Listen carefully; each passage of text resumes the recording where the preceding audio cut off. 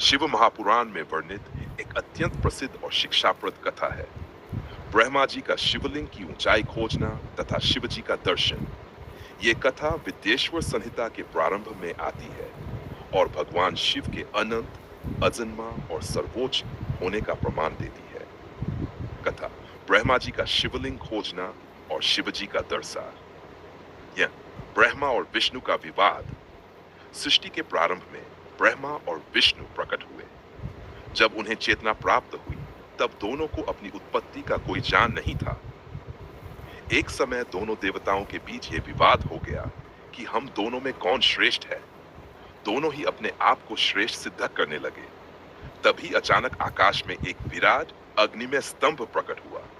वह तेज इतना प्रचंड था कि उसकी न कोई शुरुआत दिख रही थी, न कोई अंत। ये वही अग्निलिंग था, भगवान शिव का अनंत रूप। अग्निलिंग की थाह लेने का प्रयास। ब्रह्मा और विष्णु ने यह तय किया कि जो इस अग्निलिंग के सिरा या आधार को खोज निकालेगा, वही श्रेष्ठ कहलाएगा। भगवान विष्णु ने वराह रूप धारण कर नीचे पाताल लोक की ओर अग्निलिंग का मूल खोजने का प्रयास किया। ब्रह्मा जी ने हंस रूप लेकर ऊपर आकाश की ओर उड़कर अग्निलिंग के शीर्ष को खोजने का प्रयास किया। हजारों वर्षों तक खोज करने के बाद भी विष्णु जी को कोई अंत नहीं मिला, तो वे वापस आ गए और उन्होंने हार स्वीकार कर ली। ब्रह्मा जी का मिथ्यावचन और केतकी पुष्प की गवाही। ब्रह्मा जी को भी कोई अंत नहीं मिला, लेकिन उन्होंने झूठ बोलने का निश्चय किया।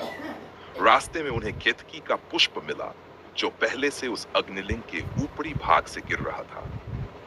ब्रह्मा जी ने केतकी पुष्प से कहा, तुम मेरी झूठी गवाही दो कि मैं लिंग का शिखर तक पहुंच गया था।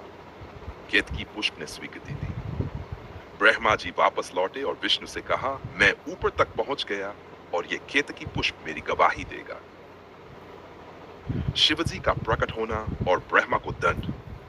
तभी उस अग्निलिंग से भगवान शिव स्वयं प्रकट हुए। वे प्रचंड रूप में प्रकट हुए और ब्रह्मा, तुमने मिथ्या वचन कहा और केतकी ने झूठी गवाही दी, इसलिए ब्रह्मा, तुम्हारी पूजा संसार में नहीं होगी और केतकी पुष्प, तुम्हारा उपयोग मेरी पूजा में निषिद्ध रहेगा। भगवान विष्णु की सत्यता और विनम्रता से प्रसन्न होकर शिव ने उन्हें श्रेष्ठता का आशीर्वाद दिया और भक्तों के रक्षक के रूप में स्थापित किया। शिक्षा शिव अनंत, अजन्मा, अनादि और सर्वोच्च है। अहंकार और मिथ्या वचन से विनाश होता है। सत्य और भक्ति से भगवान प्रसन्न होते हैं। केतकी पुष्प आज भी शिव पूजा में वर्जित है।